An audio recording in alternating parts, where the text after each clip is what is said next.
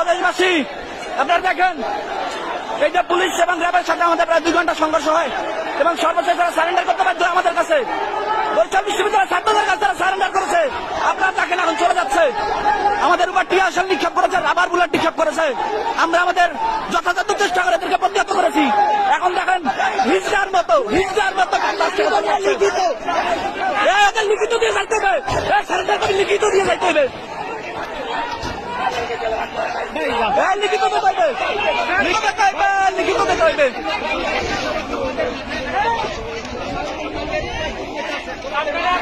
আপনারা দেখেন সাধারণ শিক্ষার্থী এমন ভাবে প্রতিরোধ করেছে, ববিয়ানদের শক্তি আপনারা দেখে রাখেন। এরা আমাদের কাছে সারেন্ডার করেছে, মাপ চেয়েছে। আপনাদের লিখিত দিতে হইবে, তো লিখিত।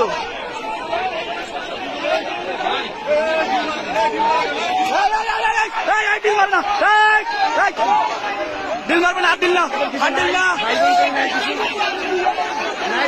আপনাদের ফ্যামিলিতে কোটা নাই, অনেকের ফ্যামিলিতে কোটা নাই, অনেকের ফ্যামিলিতে কোটা নাই। হ্যাঁ,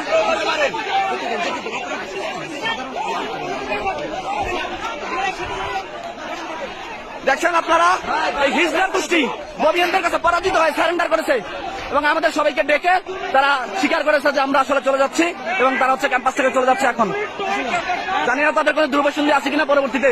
আপনারা দেখেন এই যে সবাই এবং এলাকাবাসী, বিশেষ করে বরিশাল বিশ্ববিদ্যালয় অঞ্চলের যে এলাকাবাসী, বরিশাল বিশ্ববিদ্যালয় এলাকাবাসী ডিল মারে কেন, আবার ডিল মারে কেন, আবার ডিল মারে কেন? ভাই খেয়াল রাখেন, বাইরের থেকে কেউ যেন ডিল মারতে পারে না ভাই।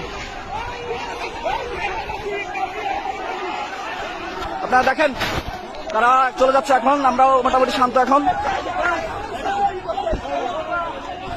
এলাকাবাসী আমাদেরকে যথেষ্ট সহায়তা করেছে। এই বরিশাল দপদপিয়া ইউনিয়নের এলাকাবাসী, বরিশাল বিশ্ববিদ্যালয়ের আশেপাশের এলাকাবাসী, তারা আমাদের সর্বোত্তম সহযোগিতা করেছে। তাদের কাছে আমরা আসলেই কৃতজ্ঞ। এবং এই যে র্যাব, পুলিশ, তারা আমাদের কাছে সারেন্ডার করতে বাধ্য হয়েছে। আমরা কিন্তু তারা কিন্তু এখন ক্যাম্পাস ছেড়ে চলে যাচ্ছে।